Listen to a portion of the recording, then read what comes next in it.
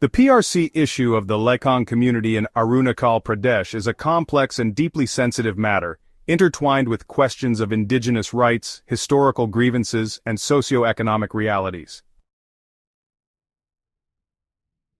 Lekang, a constituency in the Namsai district of Arunachal Pradesh, stands out as an exception in the state's demographic makeup.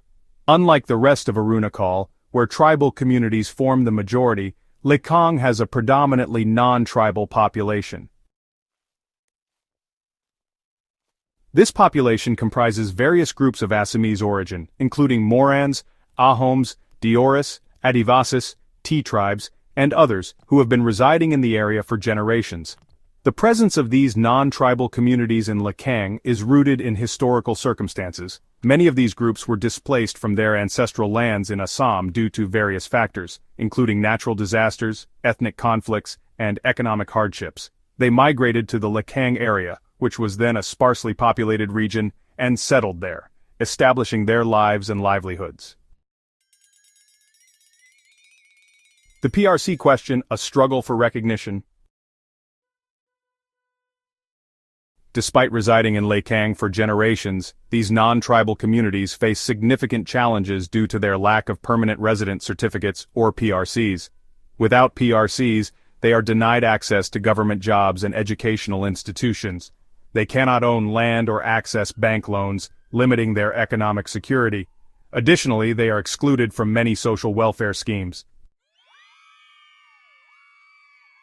Now let's look at the arguments for granting PRCs. One major point is long-term residency. These communities have been living in Lekang for generations, some for over a century.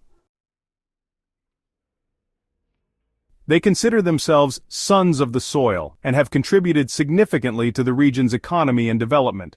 They argue that denying them basic rights and opportunities based on their tribal origin is discriminatory and violates their fundamental rights as Indian citizens. On humanitarian grounds, many members of these communities are facing severe economic hardship and social exclusion due to the lack of PRCs. Granting them PRCs could improve their lives and provide them with a sense of security and belonging. Arguments against granting PRCs. Tribal groups in Arunachal Pradesh fear that granting PRCs to non-tribal residents could lead to a demographic shift, diluting indigenous rights and interests. Concerns include undermining cultural identity and straining limited resources like land, jobs, and infrastructure.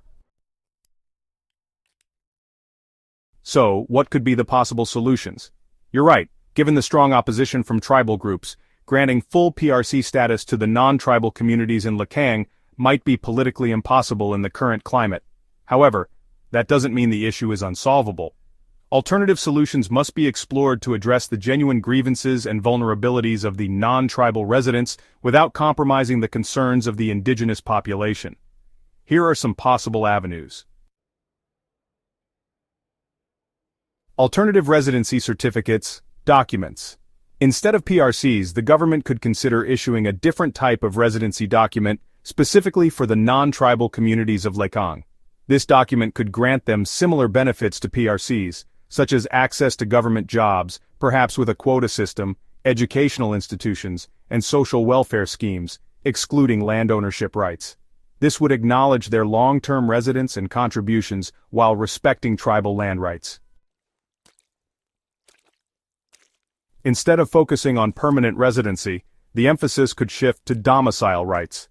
This would allow non-tribal residents to enjoy certain rights and benefits within Lekang, and potentially Arunachal Pradesh, based on their long-term residence. It's kinda similar to how domicile status works in other Indian states. This could include access to education, employment, and welfare programs within the specific region they inhabit.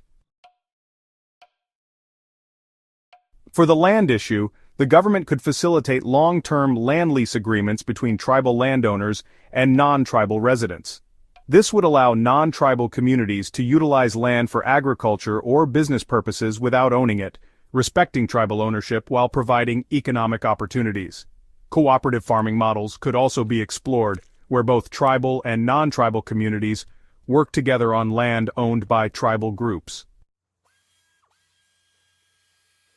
The government should implement special development packages specifically for Lekang, focusing on infrastructure development, skill training, and job creation. This would address the economic vulnerabilities of the non-tribal communities and create opportunities within their existing settlement, reducing the pressure to acquire land elsewhere in the state.